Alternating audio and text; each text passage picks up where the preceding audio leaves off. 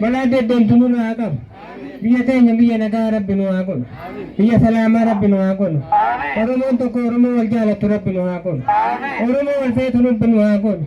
Oromo walnya tumi thawal wali abiba to Rabbinu akon. Salama no abas. Vitamin ka salama no abas. Vitamin ka salama no abas. Tinta na agubet. Tinta na unfat. Harashin korko ta kesa abut. Baraka Rabbinu adebi. Baraka Rabbinu adebi. Motumma kana motumma naga Rabbinu akon. Motumma biya banu Rabbinu akon. Motumma jalade Rabbinu akon. Salama no abas. Bala ramanu no akam. Bala jamanu no akam. Salama no abas. Biya binti salama Rabbinu abas. Rabbinu abas. Gada ko ha Rabbi. Motumma kenyalde ollo akon. Motumma kenyalde motumma balan biran kenya Rabbinu akon. Kakayun biran dabar Rabbi walisan akon. Fayyallen warri fayyallen ubi sani Rabbi adeereessu fayyan dabalata haaduftu ubi sin adeereessu jiraadhaadha ni babbareeddanii Rabbin waa babbareechu akkanumaanuu dubartiin naa ililchaan jira.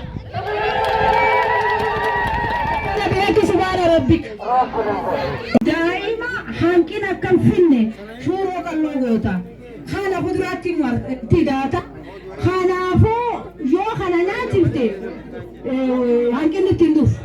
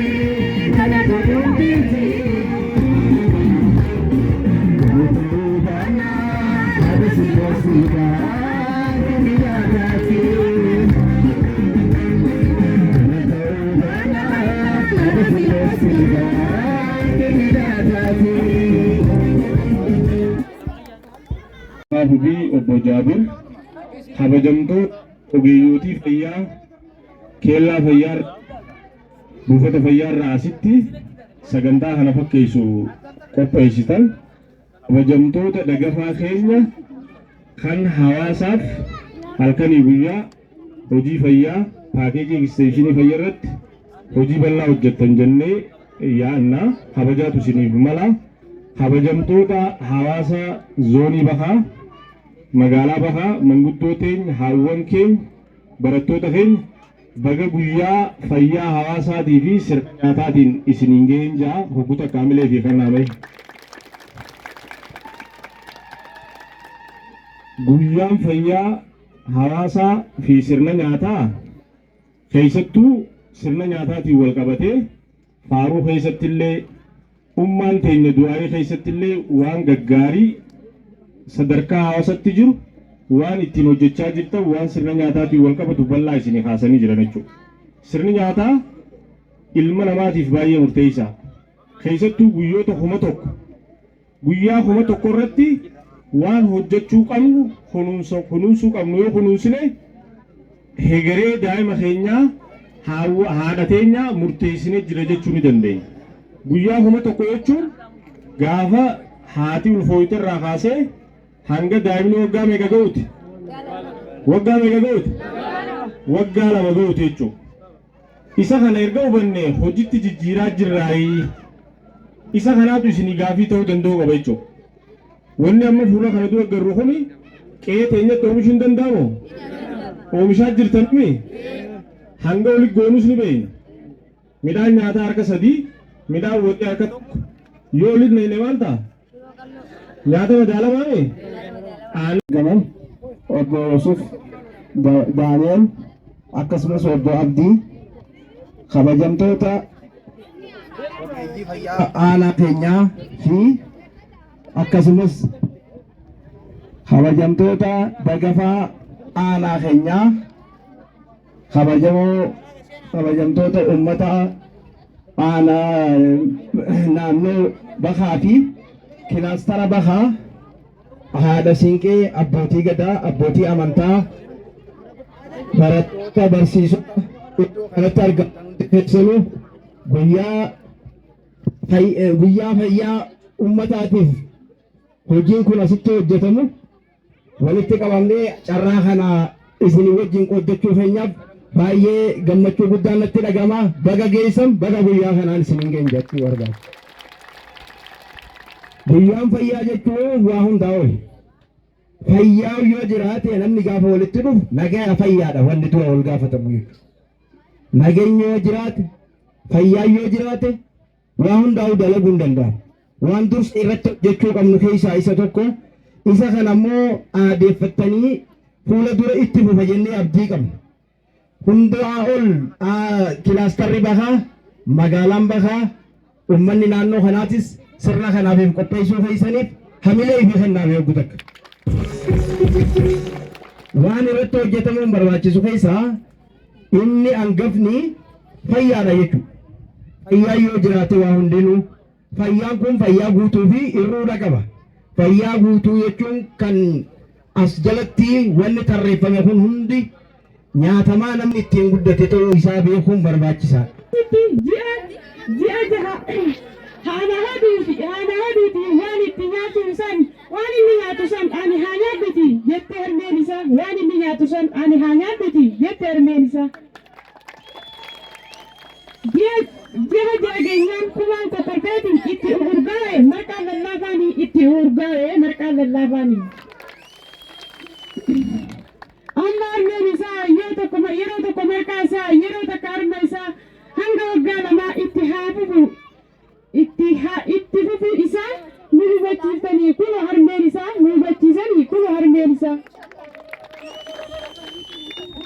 Kumaa keenyaa kunoo nu guddiste jaalalli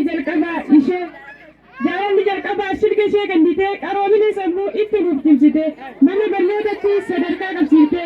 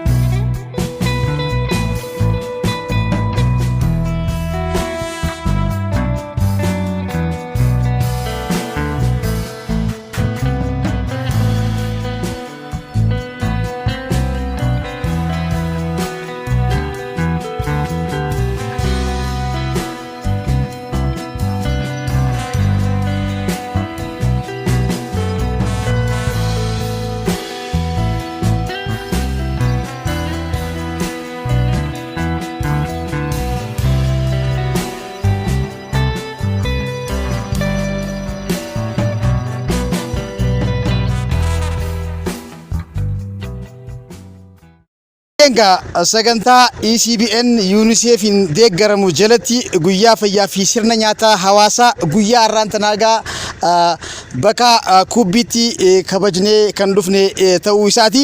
Haaluma kanaan sagantaa kanarratti kabajuu kanarra wal qabatee dhaabbanni Keer Itoophiyaa piroojeektii isii ol qabii jedhu deeggarsa konkolaataa nuuf godhuudhaan hojii gaarii nu wajjin hojjechaa kan turedha. Sagantaa kana gaa sirna nyaataa yeroo jennu gaa qucarummaa hambisuudhaan sirna nyaataa manduubee mana keenyatti jiru cimsuudhaan dubartiidhaa fi akkasumas daa'imman nyaata madaalawaa nyaachisuudhaan qucarummaa hambisnu kaayyoo jedhuun waajjira fayyaa aanaa Ciroo akkasumas waajjirri fayyaa godinaatillee kan irratti argame hooggansi aanaa kan irratti argame hawaasni bal'aan akkasumas dagafaa wajjin wal qabatee akkasumas sagantaa bal'aa kan gaggeessine yommuu ta'u sagantaa kanarratti baandiin odaa bultiinis faarulee adda addaatii fi akkasumas dadammaqiinsa addaa hojii addaa kan hojjete ta'uu isaati.